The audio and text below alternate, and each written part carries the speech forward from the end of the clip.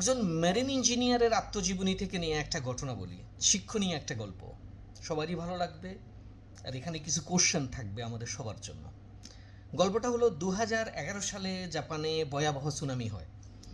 ওই সুনামিতে বাংলাদেশ সরকার ত্রাণ পাঠায়, কারণ জাপানের পারমাণবিক কেন্দ্রে কোনো একটা অ্যাক্সিডেন্ট ঘটে, যার কারণে পুরা আর্থকুইক হয়, ভূমিকম্প হয়, ভয়াবহ বন্যা হয়, প্রচুর মানুষ হতাহতের খবর আমরা পাই। বাংলাদেশ থেকে যেই জাহাজটা ত্রাণ নিয়ে গেছে, ওখানে একজন মেরিন ইঞ্জিনিয়ার ছিল। ওখান থেকে ত্রাণ দিয়ে আসার পরে উনি তার আত্মজীবনীতে এই গল্পটা লিখে গেছে, আমি ওখানে পড়ছিলাম। উনি লেখছে, আমি যখন টান দিচ্ছি একটা স্কুলের দোতলা, একতলা পর্যন্ত ডুবে গেছে। দোতলায় আমি টান দিচ্ছিলাম, লাইনে অনেক মানুষ দাঁড়ানো, একটা 6-7 বছরের বাচ্চা আমার সামনে, ও বাচ্চাটা কাঁদতেছিল। উনি বাচ্চাটার কাছে গিয়ে বললো, বাবা তুমি কাঁদতেছো কেন?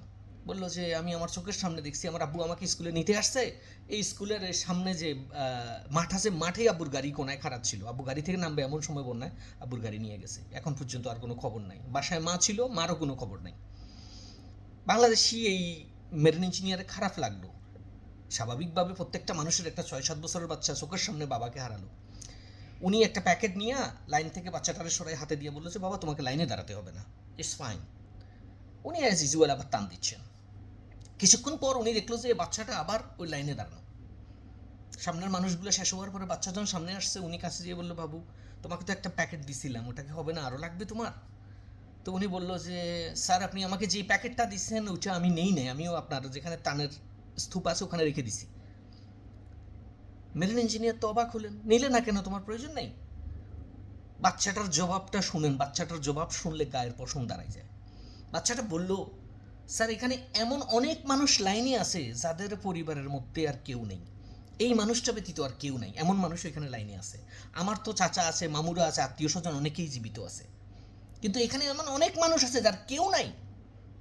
তারা লাইনে দাঁড়ায় যদি টান নিতে পারে, আমি কেন স্পেশাল নিব? এই কথাটা শোনার পরে বাংলাদেশের এই মেরিন ইঞ্জিনিয়ার তার আত্মজীবনীতে লিখে গেছে, আমি ওই বইটা পড়ছিলাম, যে এমন মানুষ, এমন মাইন্ডসেটের বাচ্চা আমরা আমাদের দেশে কবে তৈরি করতে পারবো? পারিবারিক শিক্ষা, এমন বাচ্চা ডেফিনেটলি 6-7 ইয়ার্সের একটা বাচ্চা তো আর বাইরে থেকে তেমন শিখে না, ওর তার আশপাশের যে 8-10 জন 20 জন মানুষ তাদের থেকেই দেখা, তার পরিবার থেকেই শিখা। 6-7 বছরের একটা বাচ্চার মাইন্ডসেট যদি এমন হয়, এই বাচ্চাটা বড় যখন হবে সে তো একটা সোনার মানুষ তৈরি হবে। তার ভিতরে ন্যায়, ন্যায় নীতি, ন্যায়পরায়ণ মনোভাব, সুবিচার, এগুলো তো ভরা থাকবে।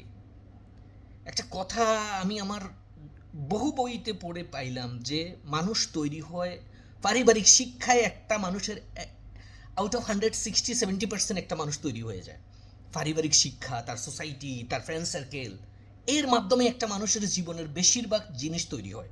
আর পুরো এন্টায়ার লাইফ মানুষ কিন্তু ওইটাকেই ডেলিভার করে, ওইটাই মানুষ সার্ভ করে। যেমন জাপানের এই 6-7 বছরের বাচ্চা থেকে আমাদের জন্য অনেক কিছু শেখার আছে।